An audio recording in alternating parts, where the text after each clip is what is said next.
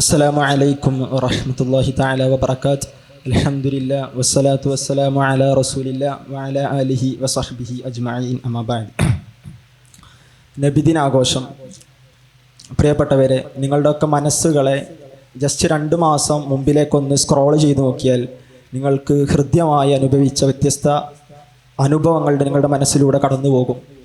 2 മാസം മുമ്പ് നിങ്ങൾ റബീഉൽ അവ്വൽ, പരിശുദ്ധമായ റബീഉൽ അവ്വൽ മാസം നിങ്ങൾ പങ്കെടുത്ത മീലാദ് കോൺഫറൻസുകൾ, അതുപോലെ മീലാദിൻ്റെ മൗലിദ് സ്പിരിച്വൽ മജ്ലിസുകൾ, നിങ്ങളുടെ നാട്ടിൽ നടന്ന മീലാദ് പ്രൊസഷനുകൾ, അങ്ങനെ തുടങ്ങി നിങ്ങൾ ജോലി ചെയ്യുന്ന സ്ഥലത്ത് നിങ്ങളുടെ സ്റ്റാഫിൽ നിന്ന് നേരിട്ട അനുഭവങ്ങൾ വരെ നിങ്ങൾക്ക് കാണാൻ സാധിക്കും. ഈ ഒരു മാസം നിങ്ങൾ സോഷ്യൽ മീഡിയയിൽ ഇടപെടുമ്പോൾ നിങ്ങളുടെ മുന്നിലൂടെ ഓടിപ്പോയ വീഡിയോകൾ, വ്യത്യസ്ത ക്വസ്റ്റ്യൻ ചിഹ്നങ്ങൾ, ഇങ്ങനെ വളരെ സമ്പന്നമാണ് അനുഭവങ്ങൾ.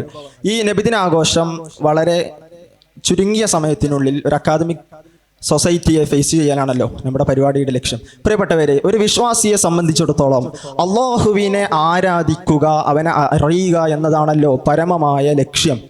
ഈ ലക്ഷ്യത്തിന് ഇലാഹി പാതയിലേക്ക് എനിക്ക് കടക്കണമെങ്കിൽ ഹബീബായ റസൂലുള്ളാഹി സ്വല്ലല്ലാഹു അലൈഹി വസല്ലമ തങ്ങളെ അനുധാവനം ചെയ്യൽ അനിവാര്യമാണ്, നിർബന്ധമാണ്.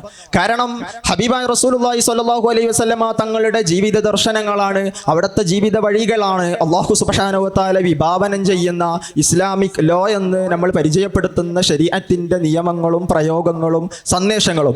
ഈ അടിസ്ഥാന ലക്ഷ്യം നമ്മൾ ആദ്യം മനസ്സിലാക്കി വെക്കുക. മറുഭാഗത്ത് എന്താണ് നബിദിനാഘോഷം? പ്രിയപ്പെട്ടവരെ, അല്ലാഹു ആദരവ് നൽകിയ, പവിത്രത നൽകിയ ഹബീബായ റസൂലുള്ളാഹി സ്വല്ലല്ലാഹു അലൈഹി വസല്ലമ തങ്ങളെ ആദരിക്കലും ബഹുമാനിക്കലും സ്നേഹം പ്രകടിപ്പിക്കലും അല്ലേ പരിശുദ്ധമായ നബിദിനത്തിന്റെ അടിസ്ഥാന ലക്ഷ്യം.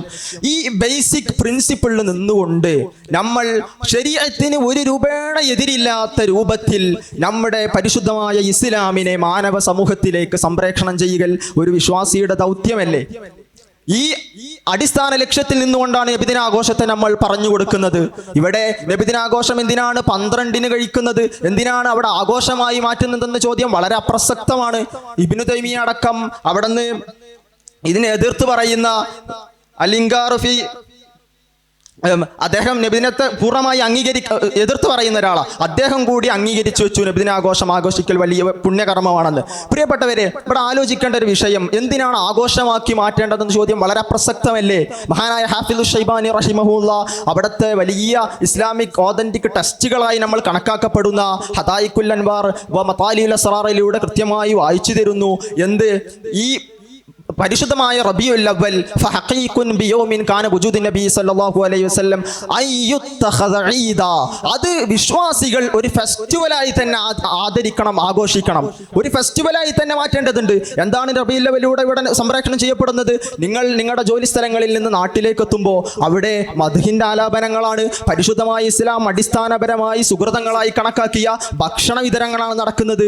വളരെ കൃത്യമല്ലേ? എന്തിനാണ് റബീഉൽ അവ്വൽ 12-ന് ആഘോഷിക്കുന്നതെന്ന ചോദ്യം അതിനും മൗഢ്യമാണ്. കാരണം ജനുവരി 12-ന് ബർത്ത്ഡേ ആദരിക്കേണ്ട ഒരു വ്യക്തിയുടെ ബർത്ത്ഡേ ആഘോഷം എന്തിനാണ് ജനുവരിയിൽ ആഘോഷിക്കുന്നതെന്ന ചോദ്യം അപ്രസക്തമല്ലേ? പ്രിയപ്പെട്ടവരെ, വളരെ കൃത്യമായി മനസ്സിലാകാം. മഹാന്മാർ മുഴുവനും, മഹാനായ സുയൂത്തി റഹിമഹുല്ലാ അൽ ഫതഹ് ലിൽ ആവിയിൽ കൃത്യമായി രേഖപ്പെടുത്തി വെക്കുന്നുണ്ട്. നബിദിനാഘോഷം പൂർണ്ണമായും ഇസ്ലാമിക് ഓതന്റിക് ടെസ്റ്റുകളോടെ നമുക്ക് സമർത്ഥിക്കാൻ സാധിക്കുന്ന ഒരു വിഷയമാണെന്നുള്ളത് നിങ്ങളുടെ മനസ്സിലേക്ക് ഒളിഞ്ഞെത്തുന്ന മറ്റൊരു നിഷ്കളങ്കമായ ചോദ്യം. പ്രിയരെ, ഹബീബായ റസൂലുള്ളാഹി സ്വല്ലല്ലാഹു അലൈഹി വസല്ലം തങ്ങൾ അനുഭവിച്ച സ്വഹാബത്ത് ആഘോഷിക്കാത്ത ഒരു സ്നേഹപ്രകടനം നമുക്ക് എന്തിനാണെന്ന് ചോദ്യം വളരെ മൗഢ്യമാണ്.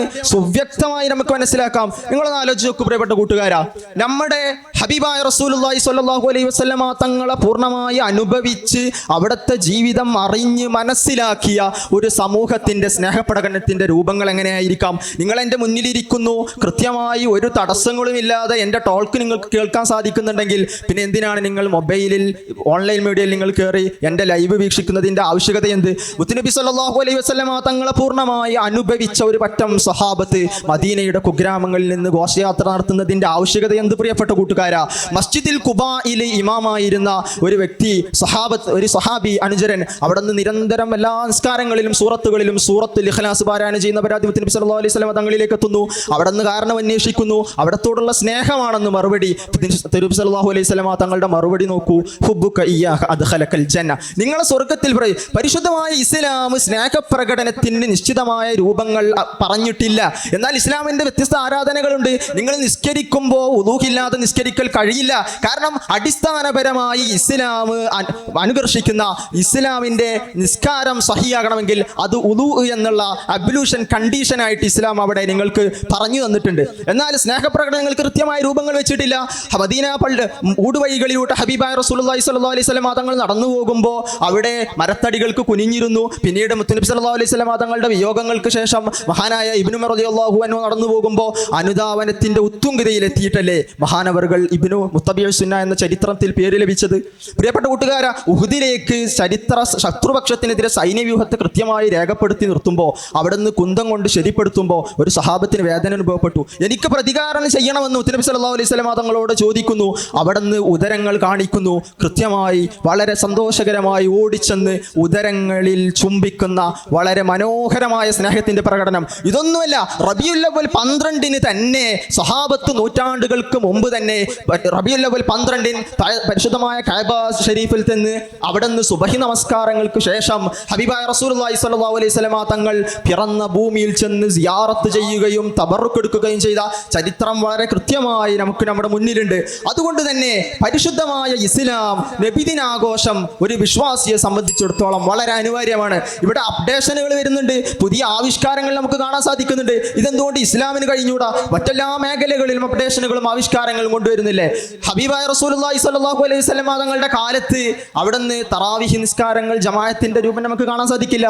മഹാനായ അബൂബക്കർ റളിയല്ലാഹു അൻഹു ഖലീഫ, ഒന്നാം ഖലീഫയുടെ കാലത്ത് കാണുന്നില്ല.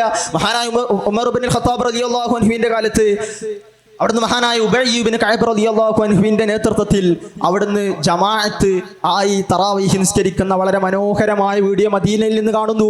അവിടുന്ന് മഹാനായ ഉമർ ഇബ്നു ഖത്താബ് റളിയല്ലാഹു അൻഹുവിലേക്ക് വിളിക്കുന്നു. നിഅമത്തുൽ ബിദ്അത്തി, എത്ര മനോഹരമാണ്! ഇതാണ് ഇസ്ലാം നിങ്ങൾക്ക് പറഞ്ഞു തരുന്നത്. നബിദിന ആഘോഷം എന്നത് നമുക്ക് മുമ്പിൽ കാലാനുസൃതമായി വ്യത്യസ്ത രൂപങ്ങളിലൂടെ മാനവ സമൂഹത്തിന് സംപ്രേഷണം ചെയ്യാൻ സാധിക്കണം. അതിലൂടെ എന്താണ് നടക്കുന്നത്? നിങ്ങളുടെ ലോകത്തുള്ള മുഴുവൻ ദിക്കുകളിൽ നിന്ന് വിശ്വാസികൾ ഒരുമിച്ചുകൂടി മുത്തുനബി സല്ലല്ലാഹു അലൈഹി വസല്ലമ തങ്ങളുടെ ജീവിത ദർശനങ്ങളെ മാനവ സമൂഹത്തിലേക്ക് കൈമാറുന്നു. പ്രിയപ്പെട്ടവരെ, ഓരോ ഗ്രാമങ്ങളിലെയും പിഞ്ചുബാല്യങ്ങളിലേക്ക് നബി സല്ലല്ലാഹു അലൈഹി വസല്ലമ തങ്ങളുടെ പാഠങ്ങൾ എത്തുന്നില്ലേ? എത്ര മനോഹരമാണ്! അപ്പോ ആധികാരികമായി ഇസ്ലാമിക് ടെസ്റ്റുകളെ കൊണ്ട് വളരെ ഓതന്റിക്കായി നമുക്ക് അവിടെ നിന്ന് സ്ഥിരപ്പെടുത്താൻ സാധിക്കും. നബിദിനാഘോഷം വിശ്വാസിയെ സംബന്ധിച്ചിടത്തോളം വളരെ അനിവാര്യമായ ഘടകമാണെന്ന്. ഇവിടെ മൗലിദാഘോഷം കൊണ്ടുവന്നത് മുളഫർ രാജാവാണെന്ന ചോദ്യം മൗഢ്യമാണ്, അബദ്ധമാണ്. കാരണം അദ്ദേഹത്തെ ചരിത്രത്തിൽ രേഖപ്പെടുത്തുന്നത് തന്നെ അവ്വലു മൻ അഹ്ദസഹു മിനൽ മുലൂക്ക്. ഈ ചരിത്രകാരന്മാർ വലിയ രാജാക്കന്മാരിൽ നിന്ന് ആദ്യമായി മൗലിദ് സദസ്സുകൾക്ക് നേതൃത്വം കൊടുക്കിയ ആളെ എന്ന് അദ്ദേഹം ചരിത്രത്തെ വസ്തുതാപരമായി അദ്ദേഹത്തെ രേഖപ്പെടുത്തുന്നുള്ളൂ. എന്നാൽ അതിനൊക്കെ മുമ്പ് ചരിത്രം നമ്മൾ വായിക്കുമ്പോൾ മൗസിൽ എന്ന പ്രദേശത്ത് മഹാനായ ഉമറുമുല്ല എന്ന വലിയ രാജാവിൻ്റെ വലിയ പണ്ഡിതന്റെ മൗലിദ് സദസ്സുകൾക്ക് പ്രചോദനം ഉൾക്കൊണ്ടുകൊണ്ടാണ് അദ്ദേഹം നമ്മുടെ നാട്ടിലേക്ക് മൗലിദ് സദസ്സുകളുടെ പുതിയ ആവിഷ്കാരങ്ങൾ കൊണ്ടുവരുന്നത്. അതുകൊണ്ട് തന്നെ മുത്തുനബി സല്ലല്ലാഹു അലൈഹി വസല്ലമ തങ്ങളുടെ ജീവിത വഴികളെ നമ്മൾ പിൻപറ്റണം. അങ്ങനെ ആ വഴികളെ കൊണ്ട് നമ്മൾ തുടക്കത്തിൽ ഓർമ്മിപ്പിച്ച നമ്മുടെ ബേസിക് പ്രിൻസിപ്പിൾ ശരീഅത്ത്, ഇസ്ലാമിക് ലോ, ഇതിന് എതിരായിട്ട് ഒരു രൂപേണയുള്ള ആവിഷ്കാരങ്ങളും നമുക്ക് സാധ്യമല്ല. ഇതിൽ അധിഷ്ഠിതമായി ലോകത്തിന്റെ സർവമായ ഈ കാലത്തിന്റെ കാലാനുസൃത മാറ്റങ്ങൾക്ക് അനുസൃതമായി വ്യത്യസ്ത രൂപങ്ങളിലൂടെ ഇസ്ലാമിനെ പ്രദർശിപ്പിക്കാൻ, പ്രതിഫലിപ്പിക്കാൻ നമ്മൾക്ക് ആകണം. അല്ലെങ്കിൽ